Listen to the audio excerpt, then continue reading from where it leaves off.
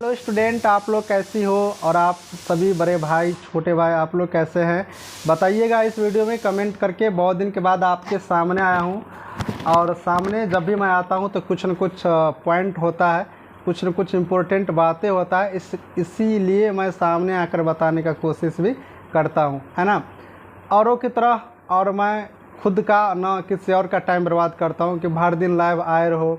खुद तो टाइम बर्बाद कर ही रहे हैं और दूसरे का भी करो, तो चलो कोई नहीं, ऐसे नहीं करना चाहिए, ना खुद का टाइम बर्बाद नहीं करना चाहिए, दूसरे का भी नहीं करना चाहिए।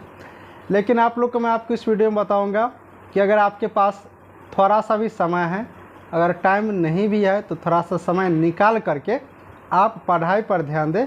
आप अगर पढ़ाई करते हैं तो आप हर चीज़ आपके लिए संभव है और हर चीज़ आपको आसानी तरीक़ा से सब कुछ हो जाएंगे, चाहे वो कोई भी काम क्यों ना, क्योंकि बिना ज्ञान का कुछ नहीं होगा। मैं आपको हमेशा से बता रहा हूँ अपना एग्जाम्पल लेकर के। मैं अभी ड्यूटी करने के बाद जो मेरे पास समय बचता है तो मैं अपना पढ़ाई पर ही देता हूँ, इसलिए मैं ज़्यादा बिजी रहता हूँ। समय मिलता है तो आपके लिए मैं वीडियो बना करके डालता हूँ। सबका निगाहें हैं कि सर कब बात करेंगे BTSC 10,709 ANM पे, मैं उसी का बात करने के लिए आया हूँ। आपको मैं बता दूँ कि 18 अप्रैल आज ही है ना, 18 अप्रैल को केस लिस्ट हुआ पटना हाई कोर्ट में, और पिछले ही वीडियो में हमने आपको बताया था कि फाइनल तो नहीं होगा लेकिन जजमेंट को रिजर्व रखा जाएगा, ये संभव है। तो जो चीज़ संभव है मैंने वो चीज़ बताया था। बहुत सारे लोग बोल रहे थे कि फाइनल हो जाएगा, फाइनल हो जाएगा। फाइनल कैसे हो जाएगा? इतनी सारे LPA जब दर्ज हुआ है तो उन सब चीज़ों को सुनने के बाद उसको तो रिजर्व रखना ही पड़ेगा, क्योंकि इतनी सारे पॉइंट है, सबको देखना है, सुनना है। डबल बेंच में गया था, पहले वाला चीज़ को चैलेंज किया था, तो उस पर जल्दीबाजी थोड़ी होगा, समय तो लेंगे ही। लेकिन अंततः वही हुआ। अच्छा लगा आज का हियरिंग देख करके कि कम से कम जजमेंट को रिजर्व रख लिया गया। अब देखिए आज बहुत लंबा समय तक हियरिंग हुआ, सबको पता है ये बात। ठीक है, दोनों तरफ से बातें रखी गई है, ऐसा नहीं है कि एक की तरफ से रखा गया और दूसरी की तरफ से नहीं रखा गया, ऐसा बात नहीं है। दोनों की तरफ से जजमेंट को रखा गया, सॉरी बातें रखे गए हैं दोनों की तरफ से। अब दोनों के तरफ से सब कुछ डॉक्यूमेंट देखा गया, बातचीत जो हुआ जज के सामने, सब कुछ होने के बाद जो माननीय यहाँ पर जज साहब है, चीफ जस्टिस सर खुद देख रहे थे, तो वो इसको रिजर्व रख लिया गया। अब रिजर्व रख लिया गया है तो अब रिजर्व ये हाई कोर्ट पर डिपेंड करता है कि वो 2 दिन में दे, कि 4 दिन में दे, कि 10 दिन में दे, कि 15 दिन में दे। उतना दिन हम लोग को इंतज़ार करना पड़ेगा। लेकिन संभव मतलब मूल रूप से हम लोग देखे हैं कि 15 दिन के अंदर जजमेंट आ ही जाता है, मैक्सिमम 15 दिन तक में अंदर आ ही जाता है, कभी कभी 7 दिन के अंदर, मतलब मैक्सिमम 15 दिन तक। अब देखिए उम्मीद 15 दिन तक लगा के आप लोग रख सकते हैं, 7 दिन के अंदर भी आ सकते हैं, 4 दिन के अंदर भी आ सकते हैं, क्योंकि डबल बेंच वाला है, सब कुछ तो पहले से हुआ है, तो ज़्यादातर दिक्कत यहाँ पर नहीं होनी चाहिए, जल्दी आ जाना चाहिए। तो जजमेंट जब आएगा तो हम लोग को देखेंगे। मैं आप लोग को बताना चाहूँगा, देखिए जब खेल होता है तो एक को जीतना पड़ता है और एक को हारना पड़ता है, इस बात को आप लोग समझिएगा। जब खेल होता है तो एक को जीतना पड़ता है और एक को हारना पड़ता है, सबको पता है।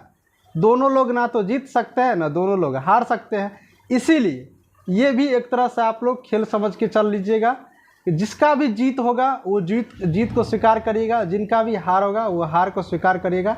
आपस में पुनः लड़ने की कोशिश नहीं करिएगा। मैं आप लोगों के लिए ही बता रहा हूं, क्योंकि देखिए ये वैकेंसी पहले से विलम्ब आ रही है, किसी को कोई गलतियां नहीं थी, सरकार किस तरह से कैसे कैसे किया और उसका जो परिणाम है वो हमें जितने भी वाहन हैं सभी को झेलना पड़ रही है।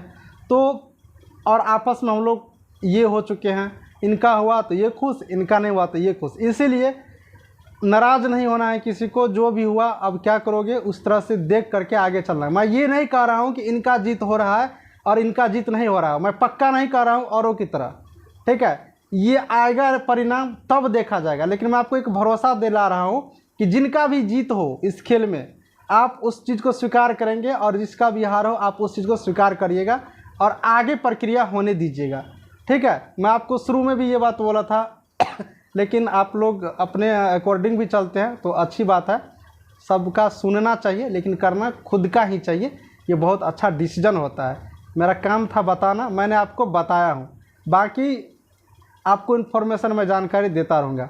आप लोग को मैं एक बात और बताऊँगा, देखिए अब यहाँ पर चुनाव चल रहा है, तो चुनाव अगर चल रहा है तो अगर जजमेंट आता है तो किसी एक के पक्ष में ही आ जाएगा, या तो मार्क के आधार पर जाएंगे या फिर एग्ज़ाम के आधार पर जाएंगे।